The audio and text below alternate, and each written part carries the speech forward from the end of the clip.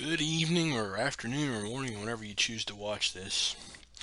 Due to the length of our class periods, what I'm going to do this year is provide the majority of my lecture material in the form of videos or PowerPoints with narration. And then when we have class, the first 10 to 15 minutes, maybe 20 minutes, depending on how much we need, of class will be an opportunity for you to ask questions about the prior week's, excuse me for the yawning, lectures. And if it was something on the video that you had questions about, we'll take that time to try to clear it up, and then we'll get right into the actual act of remote sensing, the lab type work, where I will show you how to use the software to do different types of things, and we'll work through that process, and hopefully it will get us to a point where we'll be able to come in and do the majority of our work together. I can help you, and I'll be there to facilitate it, to answer questions and to do things, as well as answer questions about the science behind remote sensing as well. So there's lots of applications to remote sensing, and that's pretty much what we're going to talk about on these slides today. And a couple of them are not maybe as obvious as what you might think. And here's a good example. So we have an aerial photo that we're going to use to try to interpret some geology. You might think, well, how can you use just a simple black and white aerial photo to figure out geology? Well, it turns out at the right scale, things like fault lines start to become visible. And so if you look at the image on the right, you'll see a line that's coming down across the page from the top right to about not quite the middle on the left. And if you look at the geology map, you'll see a line coming down from the top right. It doesn't quite make it as clear as to how it goes down through to the left, but in the upper right part it's very obvious, as well as the line that goes across the image. And then below that line that goes across, you can see another one that's lower than that. And these are actually bends and folds in the geology, and that's how you can actually use something like as simple as a black and white photo to figure out where some fault lines exist. Other things that we do in remote sensing is map soils, for example. And you might wonder, well, how can you do that? Well, it turns out the dominant factor, or one of the dominant factors in the formation of soil, is how water moves. Water is the engine of pedogenesis, or the engine that drives the development of soils. And water moves downhill, and so by creating a complex three-dimensional object in a GIS, you can describe all the different shapes of the land, whether it sheds water or accumulates water, and how much and how quickly. And these leads to identifying things like shoulder slopes and back slopes and foot slopes and toe slopes, and things that are convex and things that are concave. And at the end of the day, once you identify all these things, you can go out and dig a couple holes here and there, and from those holes figure out what kind of soils occur in what kind of landscape positions. Once you do that, you just map the landscape positions. Those landscape positions become your polygons on your soils map, much like we see here on the map on the right. As these subtle changes in the landform occur, we mark those in, and they become certain types of soils.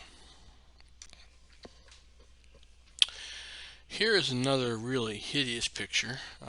This is a leaf area index where you can determine how much vegetation is going on relative to the amount of leaf area. And basically, in something like this, you would use a hyperspectral sort of analysis where you would look for the green leaves, and you might look at how it absorbs or doesn't absorb infrared. There'd be lots of different ways you can do it, but this leaf area index looks at some combination of bands at different wavelengths and identifies how much or how little vegetation is present. And you might say, well, why would this be important? There's been a type of stock trading that's been around since the beginning of stock trading That's called futures markets. And with a lot of grains, people trade on the future of how much corn there's going to be. And they'll buy it for a price now if they think they can sell it for a higher price later. So they buy corn that's not even produced. And you might say, well, why would you do that? Well, if you can look at some indicators like leaf area index or something like that and get some hedged idea of what the yield might be this year, then you'll know that the more corn's produced, the cheaper it's going to be. And so if you know your estimates tell you there's not going to be a lot of corn produced, but you can still buy it from someone relatively cheap, they have to fill that order. And then when the corn prices come in and they're actually much, much higher, you can sell that corn that you've bought to someone else at the actual market price, and you can make a profit. At least that's how it works in everyone's mind before they start. And but if you get something wrong, you might end up buying 1,000 bushels of imaginary corn at $10 a bushel, only to find out that the price ends up being $9 a bushel, and so when you go to resell it, you lose $1 a bushel, or you're out $1,000. Here are just multiple types of aerial photos of different things, different scenarios, different wavelengths, all for looking at different things. And that's one of the beauties of remote sensing, is one data set can be used many, many ways. Next, we're going to look at a pretty common forestry application, trying to figure out what type of trees grow in the woods. Now, this might seem trivial to some people, but it's actually quite important. Turns out certain types of trees have different types of leaves from one another, different types of cones, different types of needles, different types of leaves. So if you look at a forest, for example, and you might pick a certain time of year, if the leaves are all falling off the trees, it's pretty easy to spot the evergreens or the needles, the conifers. But if you come back when the leaves are on, it's not quite so easy.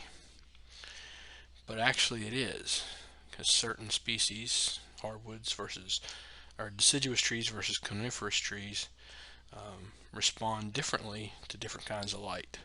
In other words, they don't have the same spectral reflectance patterns, and so you can actually use remote sensing to figure out, looking at a certain type of picture of a forest from above, whether and how much of that forest is made up of what type of trees. You can also use remote sensing as a means of determining flooding by looking at historic levels of flooding. Accurate real-time satellite photos can give you some idea of the extent of the damage of a flood, how much area is flooded. You can also create a digital elevation model, and if you know the height of the flood waters at different places, you could then model how much of the land would be covered based on that, simply by using the digital elevation model, because it might be your satellite doesn't pass over for a while. We can also look at how things change over time. How things change over time is a real big use for remote sensing, because we have that capacity to collect the same or similar data over the course of sometimes years, sometimes decades. And we can then go back and compare from one season to the next, one year to the next, or even one day to the next, and see how things have changed. In this example, we're looking at wetlands and seeing how they've changed. And you got two images here, and without looking in the textbook to make sure, the darker areas or the lighter areas, one or the other is water. I'm guessing the dark area is the water, and you can see that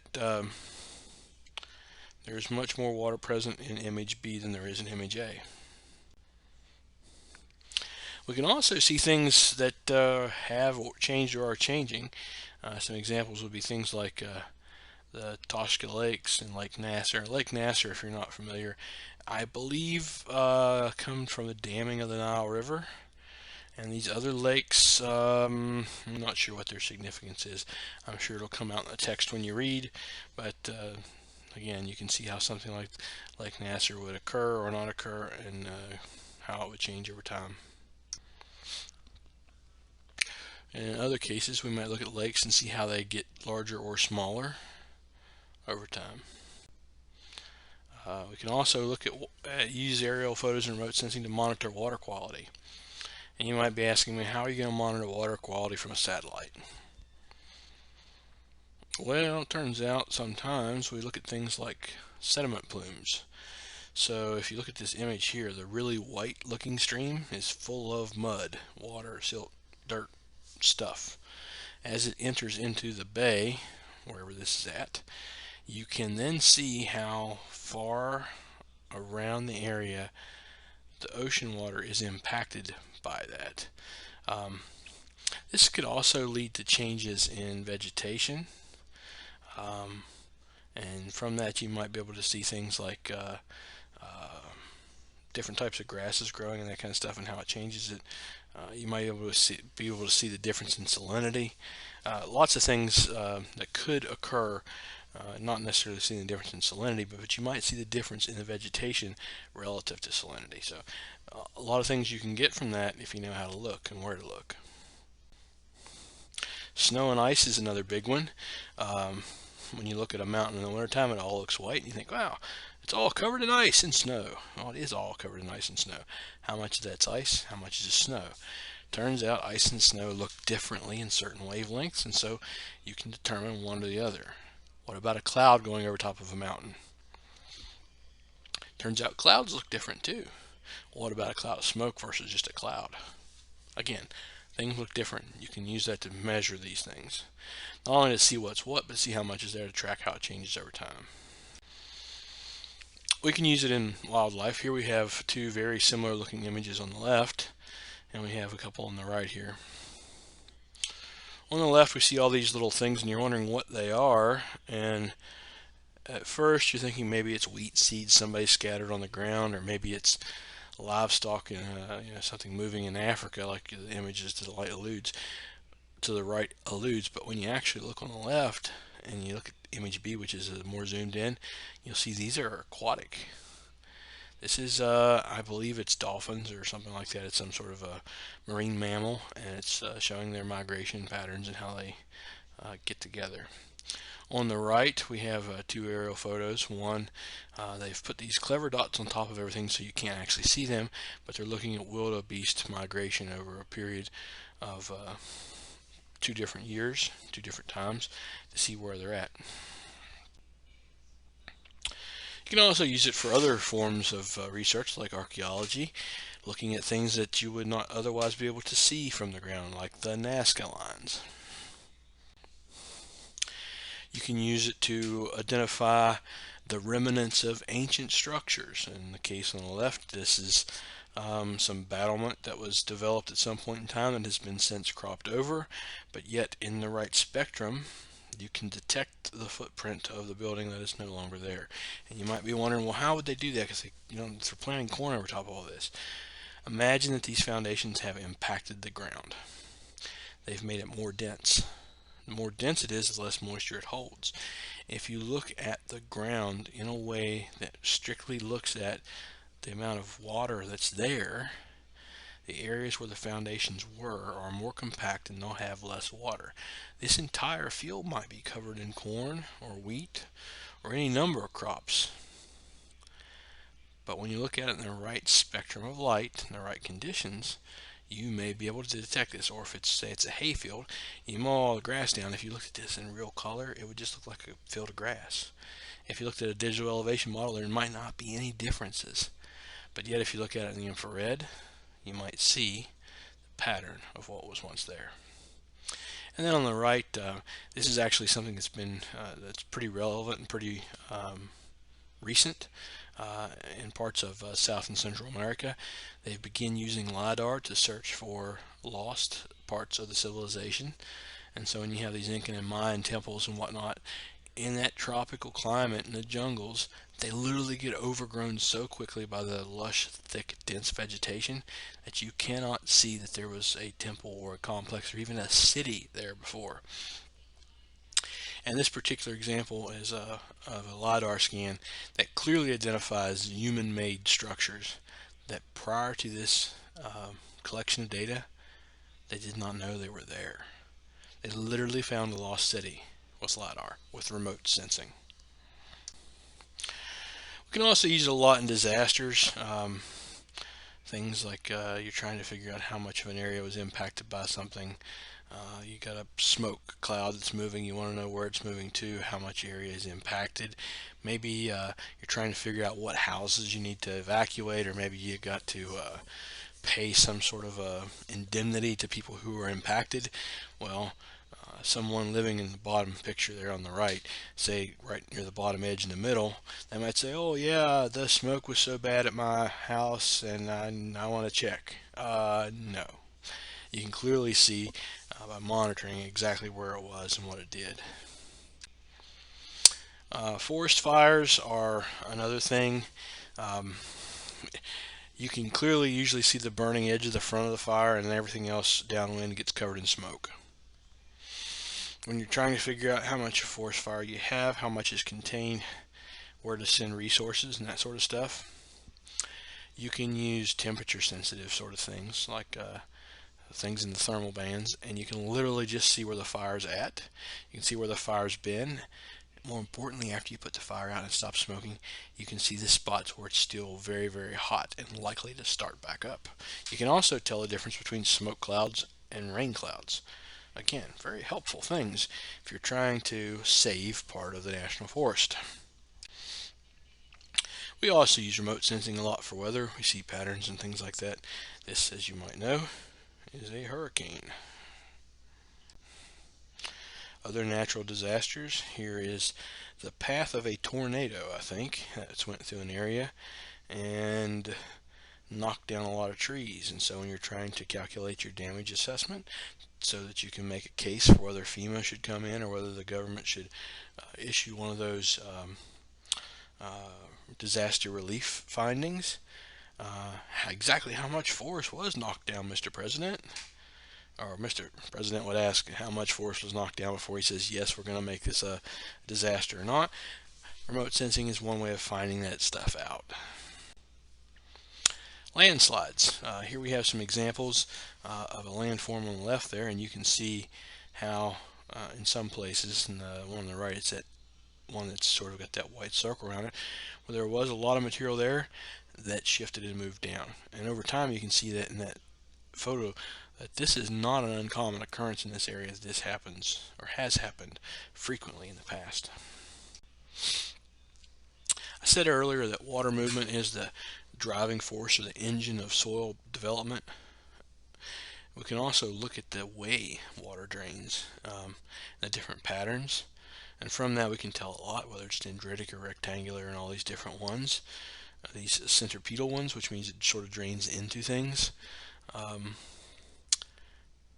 Lots of different things from that you can spot and map out from aerial photos, satellite photos, LiDAR data, digital elevation models made from remotely sensed data.